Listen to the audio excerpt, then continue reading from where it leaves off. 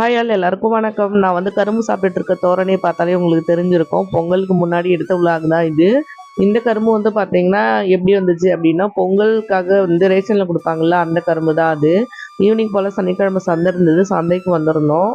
அதுக்கு முன்னாடி பாப்பா வந்து சைக்கிள் கேட்டிருந்தா. ஸோ அதனால வந்து சைக்கிள் பார்க்கறதுக்கு போயிருந்தோம். ஃபைனலாக இந்த சைக்கிள் தான் நாங்கள் செலக்ட் பண்ணி வாங்கியிருந்தோம். சைக்கிள் வாங்கி முடிச்சதுக்கு அப்புறமா தேவையான காய்கறிகள்லாம் வாங்கிட்டு வீட்டுக்கு வந்தாச்சு. மறுநாள் பொங்கல் வைக்கிற வேலை இருக்குது, அதுக்கு தகுந்த மாதிரி கொஞ்சம் காய்கறிகள் வாங்கினேன். ஆல்ரெடி என்கிட்ட கொஞ்சம் காய் இருக்குது, ஸோ பார்த்து வாங்கிட்டு வந்தாச்சு. பொங்கல் வந்துருச்சு அப்படின்ற ஒரு ஃபீலிங்கை கொடுக்குறதே வந்து பார்த்தீங்கன்னா கலர் கலரான கோலங்கள் தான். அதுக்கு தகுந்த மாதிரி நிறைய கலர் பவுடரும் வாங்கிட்டு வந்துருக்கேன். பாப்பா 2 நாளாக அந்த சைக்கிளை கீழவே விடுறது கிடையாது.